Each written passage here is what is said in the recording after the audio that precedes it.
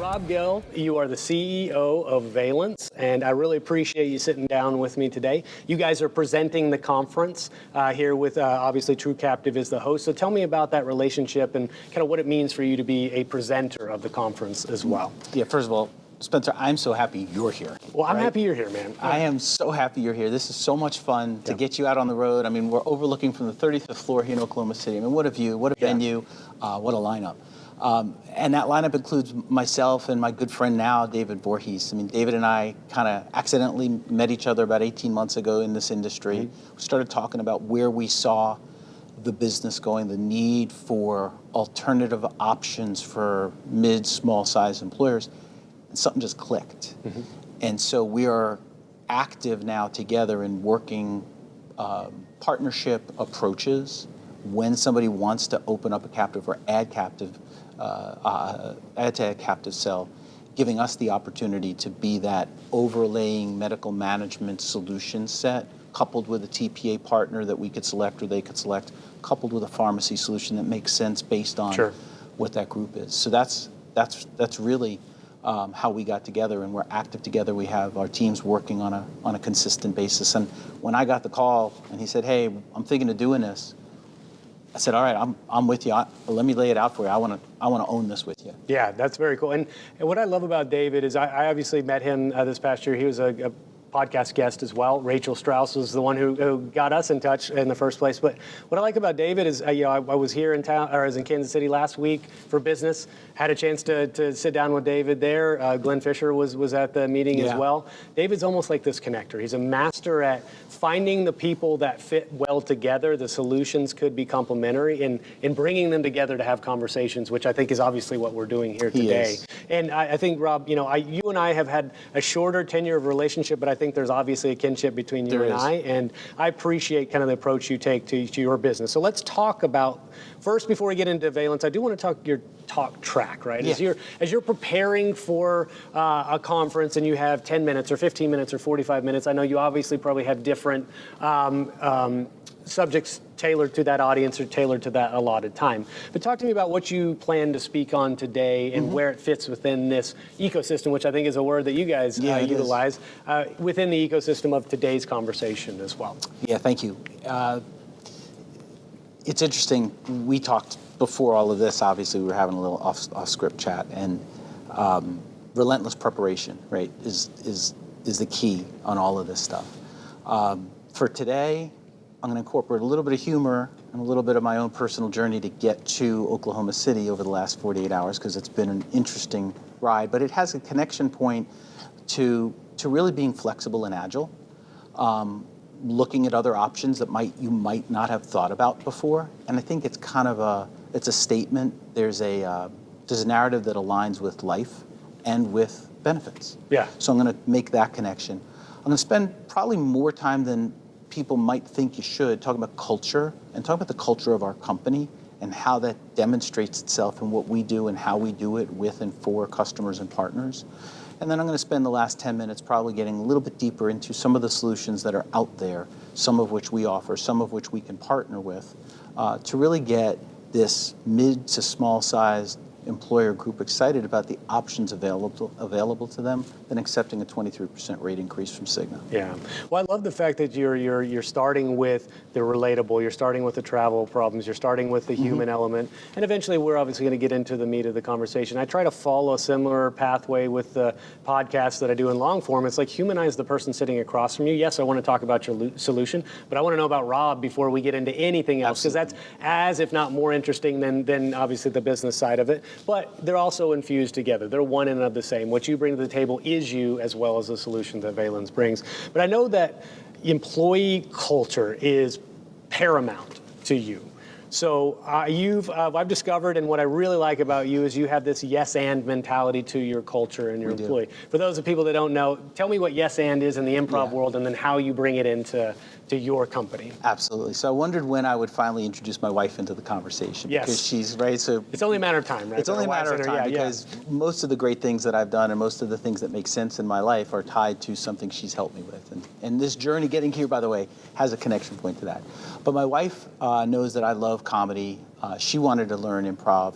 And so while we were living in Chicago, we did a weekend, I think it was a 4-day or 5-day workshop at Second City, and it's improv. Okay. And there's a lot to improv. That's the mecca of It improv, is. by the way. Oh my Yeah, goodness, it was yeah, amazing. yeah. And some of the talent that teaches you, they do the shows there, and they're just amazing.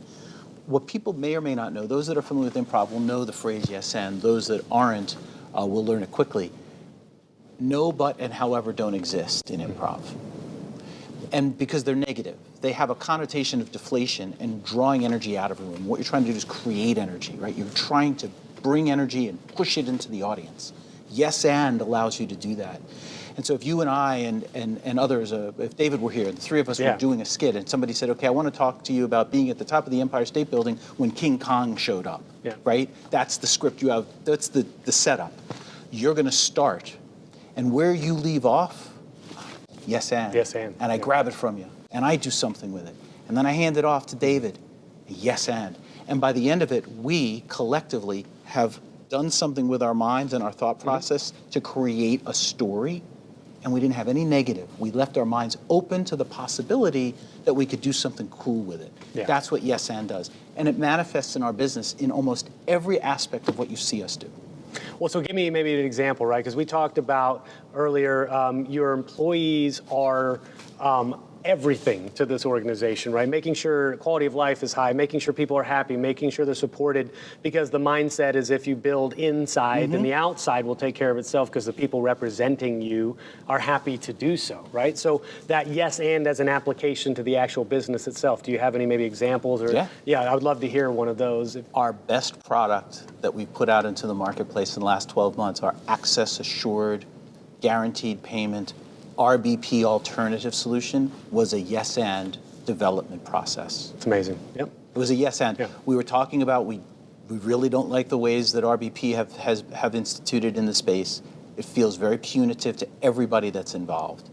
How do we not do that? And so we started talking about ideas, and it was a yes and conversation. Yes, and if we think about our data and we looked at our data, what would our data tell us about how much really is there at risk if we do something unique in guaranteeing payments to the providers to take the frictional noise out? And so it grew into a development session and ultimately into our product. That's incredible.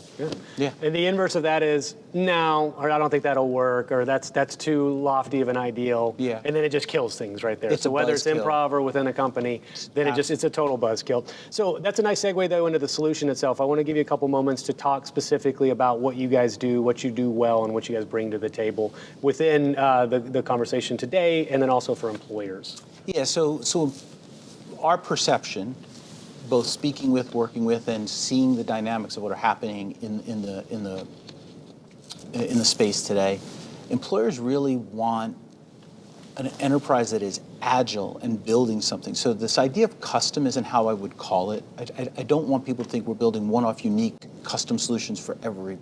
That becomes almost impossible to scale and to support. Yeah. But what we do is we listen and we create solutions with our products as they are that solve for pain. And so the model that we've deployed is one we call pain, value, urgency, and then solution. And so the idea is I'm going to spend more time asking questions and having a conversation about your business. What are the things that you're never going to get rid of? What are the things that you hold true and near and dear to the culture of your business, et cetera? What are the things that aren't working? How's that impacting your business? Can we quantify it, right? I was talking to Glenn Fisher earlier. Data. Yeah. We need data. We need information because information allows us to make better decisions. And so gathering information in that interview process, in that client due diligence phase of building rapport and relationship, go back to that authentic piece, that's really important to us. So that's what we do. Once we do that, then we start to think about our ecosystem. And our ecosystem is very simple. It's very easy to understand. To every claims life, there's a prospective phase, there's a concurrent phase, and there's a retrospective phase. We've termed that the claim cost arc. So from pre-claim loss to post-claim resolution, we offer the opportunity for the employer to find a way to balance quality, advocacy, and cost, and integrate and align the parties of the payer, the patient, and the provider with everything related to a claim, whether it's navigation and identifying the right direction of care opportunity for a member, to seek the right provider at the right cost, in the right setting, getting the right service, managing them through that phase. Maybe they'll need some intervention with the utilization episode or care management episode, maybe a specialty solution in high-risk maternity or some of the other areas that drive cost in the plan when are unmanaged. And then on the back end, we have this whole validation, integrity, and accuracy component of our business that really drives that. Is the claim billed properly? Is the provider billing for stuff they should? And is the payment fair and reasonable for everybody that's involved? Okay. And so that's our business. It's that simple. And again, 4 principles: simplify the complex, get comfortable being uncomfortable, spill some milk, so break some glass, take some chances, make mistakes, but learn from them, and always yes and. Always yes and. I love it. And very well surmised, and I appreciate you kind of tying it all together. The last question I'll ask you, as we're still pre-conference, as we're getting prepared, talk to me about, what are you thinking? How do you feel prior to a conference? Do you get nervous anymore? I do. You do, okay. But with those nerves, obviously there's the preparation component, which you hammer to the point where it is infused in you what you want to talk about. So tell me about the preparation side and then getting into going on stage here soon. I'm a bit old school, okay. Right? And I played, just background-wise, I played the trumpet. I've been playing the trumpet since I was 5 years old. Okay. So music is an active part of my preparation. Some may think it's crazy. I like to play hard driving music to kind of motivate me and get that blood. My hard driving is the theme from Rocky, Gonna Fly Now. Okay, all I right. made Maynard Ferguson, who's the best trumpet player on the planet. And so I use that before every show. You'll see me put my headphones on and I will That's where you listen. go. I go to that place. My wife watched me on the plane this morning. She said, "Oh, I'm gonna leave you alone." Yeah. I was going to that place. And then I start reviewing the material. And then I start putting notes. Some of them I'll remember, some of them I won't. Some of them I'll change, some things I'll bring in that I didn't even think about. But really it's about command of the content and really understanding my message here today is very simple. I want to talk to you about your employees and how valuable they are and how we value ours and what that means to your business and ours.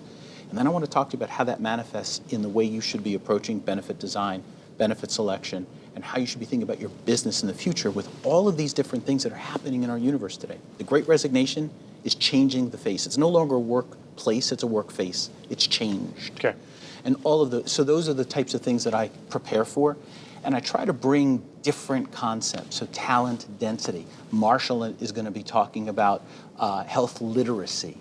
Those are things that people need to understand. That's the new nomenclature of how businesses and leaders of businesses need to be thinking about making decisions.